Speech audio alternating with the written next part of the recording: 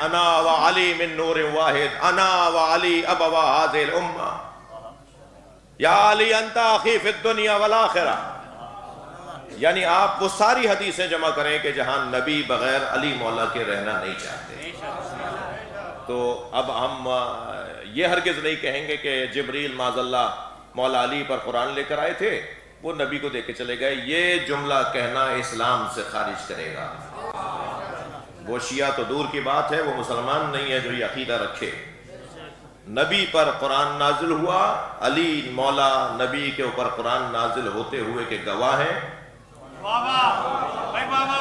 جبریل قرآن لے کر آئے ہیں، مگر یاد رہے جبریل پڑھانے نہیں آئے ہیں، پروٹوکول کا حصہ تھا.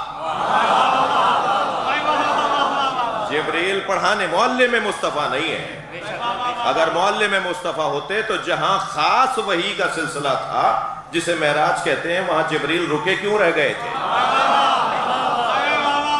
وہاں سرکار کے ساتھ کیوں نہیں جا پائے کہ جہاں پر خاص وحی کا انداز تھا، جہاں کوئی فاصلہ ہی نہیں تھا، جہاں کوئی بیچ میں فاصلہ ہی نہیں تھا، وہاں جہاں اللہ نبی سے بات کر رہا تھا. اور اللہ کی الوہیت اور اس کے غیب مطلق ہونے کا تقاضا یہ تھا کہ اللہ کسی کے لہجے میں بھی بات کرے، کسی کے لہجے میں بات کرے. اگر اللہ کسی کے لہجے میں بات نہ کرتا اور اپنا ہی اس کا لہجہ ہوتا تو وہ اللہ نہ رہتا. اس کی الوہیت کا تقاضا تھا، اس کے غیب مطلق ہونے کا تقاضا تھا کہ حتیٰ اس کا لہجہ بھی غیب میں رہے. صلوات پڑھیں محمد وآلہ.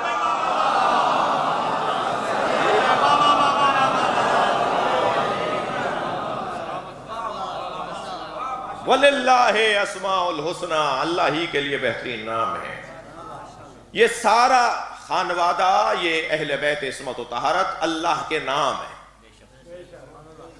لہذا ائمہ اہل بیت اپنی جانب خاص طور پر امام علی نقی علیہ السلام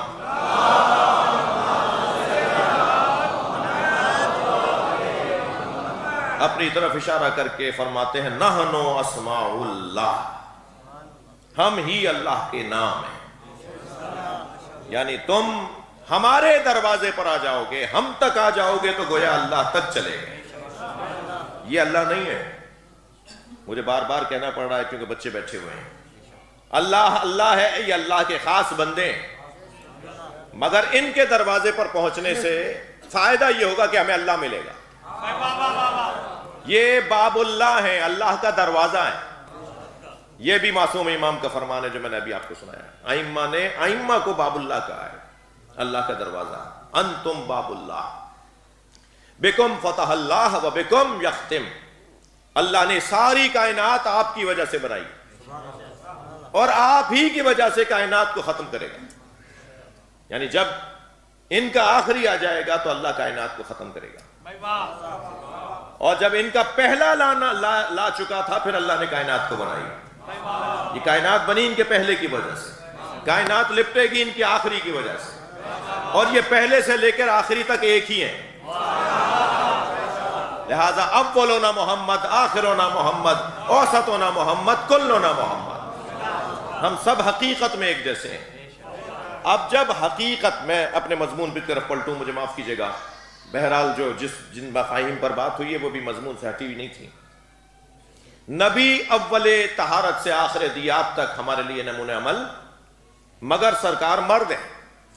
مرد ہیں تو اب ایک ایسے وجود کی ضرورت ہے کہ جو ان خواتین کے لیے بھی نمونہ ہو، اور جو نمونہ ہو خواتین کے لیے وہ رسول سے جدا نہ ہو. تبھی نمونہ عمل کا عنوان بنے گا.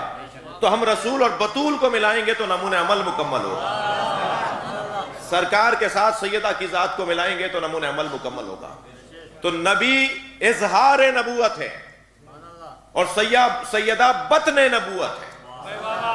یعنی نبوت کا باطن سیدہ کا وجود ہے، نبوت کا ظاہر سرکار کی ذات ہے. لہذا جب باطن سیدہ کا وجود ہے، ظاہر نبی کی ذات ہے، تو وہ آئیں گے تو یہ کھڑی ہو جائیں گی، یہ آئیں گی تو وہ کھڑے ہو جائیں گے. ایک دوسرے کے آنے پر ان کا جو ادب ہے وہ اس وجہ سے کہ ان کو اللہ نے ایک کو ظاہر اور ایک کو باطن قرار دیا. عزیزو، اگر مجھے مثلاً مولا کرے ایسا ہو جائے امام معصوم کی طرف سے کوئی رومال ہدیے میں آ جائے تو میں اپنی جان دینے کو تیار ہو جاؤں گا، رومال نہیں دوں گا۔ ہدیہ بے قدر مہدی ہوا کرتا ہے، ہدیہ قیمت پاتا ہے ہدیہ دہندہ کی بنیاد پر۔ ہدیے کی قیمت بڑھ جاتی ہے جب دینے والا بڑا ہوتا ہے۔ جتنا بڑا دینے والا ہو، یہ بچہ بھی مجھے کچھ دے سکتا ہے، اس کا بھی مجھے ادب کرنا ہے، کوئی میرا بزرگ مجھے دے گا، اس کا بھی ادب کرنا ہے، جی ہمارا کوئی مرجع تقلید مجھے کچھ دے، اس کا بھی، اور معصوم کچھ دے دے۔ تو جیسے جیسے دینے والا بڑا ہوتا چلا جائے گا، ایسے اسے اس کی عطا میں وزن بڑھتا چلا جائے گا۔ اب سمجھ میں آیا کہ سیدہ کے آنے پہ نبی کھڑے کیوں ہوتے تھے؟ اس لیے کہ بیٹی نہیں آ رہی، عطا الہی آ رہی ہے۔ کھڑے ہو کر استقبال کر رہے ہیں، اور نہ صرف کھڑے ہو رہے ہیں، قامہ لہا نہیں ہے حدیث کے اندر، قامہ الیہا ہے، کھڑے ہو کر اس طرف چلے جاتے تھے فوراً۔ اور کلما کا لفظ ہے حدیث میں، کلما، جب بھی سیدہ داخل ہوئی، کلما دخلت فاطمہ، جب بھی سیدہ داخل ہوئیں، تشریف لائیں، کلما، جب بھی، لکھ رہے ہیں، بات کر رہے ہیں، استراحت فرما رہے ہیں، خطاب فرما رہے ہیں، کچھ بھی حالت تھی، جب بھی سیدہ آئیں نبی کھڑے ہو گئے، لکھنا چھوڑ دیا، بات کرنا چھوڑ دی، خطاب چھوڑ دیا، سیدہ کے آنے پہ کھڑے ہو گئے، اور کھڑے ہی نہیں ہوئے کہ آ جائیں میرے قریب، اس طرف بڑھے جہاں سے سیدہ آ رہی ہیں،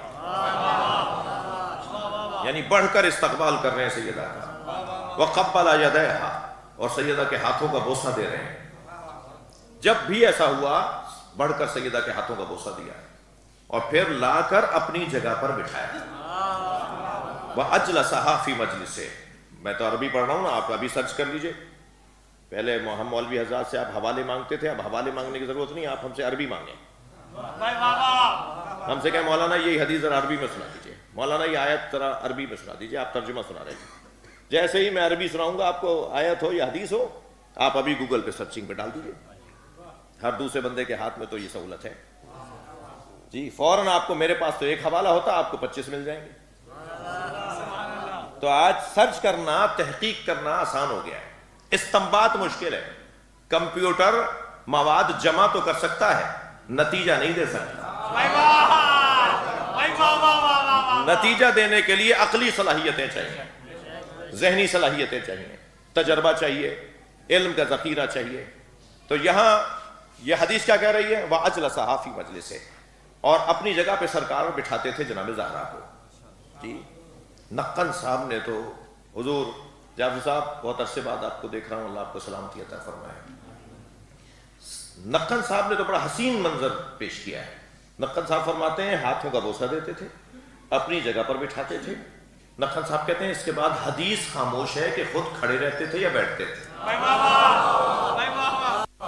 اللہ اکبر، عظمت زہرا پر بلند تر صلوات۔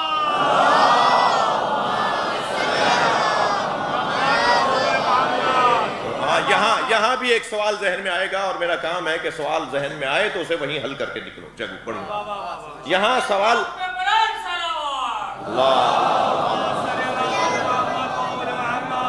یہاں سوال ذہن میں یہ آئے گا کہ یہ کیسے ممکن ہے کہ بابا کھڑے ہوں اور بیٹی بیٹھی ہو؟ تو قاعدہ ہے، قانون ہے، الامر فوق الادب، حکم ادب پر فوقیت رکھتا ہے۔ ادب کا تقاضا یہ ہے کہ بیٹا کھڑا رہے اور باپ بیٹھے، اولاد کھڑی رہے اور باپ اور ماں بیٹھے، لیکن امر کا تقاضا یہ ہے کہ جو باپ کہے وہ کر کے دکھاؤ۔ اب یہاں اگر سیدہ بیٹھی ہیں اور فرض کریں نبی کھڑے ہیں، تو یہی امر کی وجہ سے ادب ہے فاطمہ زہرا کا، کہ جیسا نبی چاہ رہے ہیں میں ویسا کر رہی ہوں۔ ہاتھوں کا بوسہ دیتے تھے، اپنی جگہ بٹھاتے تھے۔ اس مجلس کے لیے میرے عزیزوں نے، میرے بھائیوں نے مجھے کہا نا کہ میں مجلس پڑھوں آ کر، اور میں پڑھ رہا ہوں۔ فرض کیجئے، فرض کریں کہ جیسے ہی میں آیا، میں آنے کے بعد اس بچے سے کہوں، اس بھائی عزیز سے کہوں کہ بھائی میں مجلس نہیں، تم پڑھ لو، اور یہ ممبر پہ بیٹھ جائیں، اور میں اپنے بانی سے کہوں، اپنے میزبان سے کہوں کہ جی میں مجلس نہیں پڑھوں گا، یہ پڑھیں گے، تو ممکن ہے ادب احترام میں کچھ دیر تک تو گوشہ سرگوشیاں ہوتی رہیں، واہ واہ واہ واہ واہ واہ. ورنہ کوئی نہ کوئی کھڑا ہو کے کہے کہ مولانا ہم نے آپ کو اس ممبر پہ بیٹھنے کی دعوت دی تھی، یہ آپ کو نہیں کہا تھا کہ آپ جسے چاہیں بٹھا دیں. بھائی جو نبی کی جگہ ہے اس پہ نبی بیٹھیں گے. اب اگر نبی اپنی جگہ فاطمہ کو بٹھا رہے ہیں تو ماننا پڑے گا جس نے پہلے بٹھایا تھا وہی بٹھانے کا حکم دے رہا ہے. یہ اختیار نبی کو، اللہ کا حکم ہے کہ فاطمہ کا ادب کرو. بہت دیر لگا دی میں نے عزیزو، مگر مجھے 5-8 منٹ اور پڑھنے دیجئے. 40 دن تک سرکار نے غار حرا میں محنت کی، ریاضت کی، عبادت کی، سجدے کیے، ذکر اور اذکار پڑھے. 40 دن کے بعد جبریل جنت سے ایک پھل لے کر آئے اور فرمایا یا رسول اللہ، اللہ کا حکم ہے اسے تناول فرما کے خدیجہ کے قریب جائیے. نبی نے اسے جب توڑا، کھانے کے لیے 2 نیم کیا تو اس میں سے نور نکلنے لگا. فرمایا یہ نور کیسا ہے؟ فرمایا یہ نور فاطمہ زہرا کا ہے. اللہ آپ کے وجود میں زہرا کا نور منتقل کرنا چاہتا ہے اور آپ خدیجہ کے قریب جائیے تاکہ نور منتقل ہو اور یہ نور دنیا میں آ جائے. اور نبی نے 40 دن کے بعد جب اس نور کو اپنے وجود کے اندر پایا اور سیدہ خدیجہ میں منتقل ہوا اور پھر جب سیدہ دنیا میں تشریف لے کر آئیں تو پھر اس کے بعد یہ منظر بنا کہ نبی مکرم اس انداز سے سیدہ کا احترام کرتے تھے.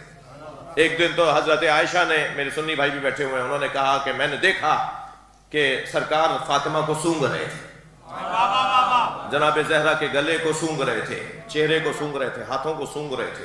تو میں نے کہا یا رسول اللہ، لوگ اپنے بچوں کا بوسہ دیتے ہیں، آپ اپنی بیٹی کو سونگ رہے ہیں. فرمایا میں جب جنت کے پھلوں اور پھولوں کا مشتاق ہوتا ہوں تو میں فاطمہ کو سونگتا ہوں، مجھے جنت کا لطف آتا ہے. یعنی میں اگر اپنے الفاظ میں کہوں تو یوں کہوں گا کہ سب کی جنت کچھ اور ہوگی، نبی کی جنت کو فاطمہ کہتے ہیں. سیدہ کا وجود نبی کی جنت ہے. اب وہ جو 40 دن تک سرکار نے ریاضت کی اور سیدہ کا نور منتقل ہوا، اس منظر کو شاعر 2 مصروں میں نظم کرتا ہے. شاعر کہتا ہے اے جبین مصطفیٰ اتنا بتا، اے جبین مصطفیٰ، اے جبین مصطفیٰ یہ تو بتا، اے جبین مصطفیٰ یہ تو بتا، کتنے سجدوں کا صلہ ہے فاطمہ.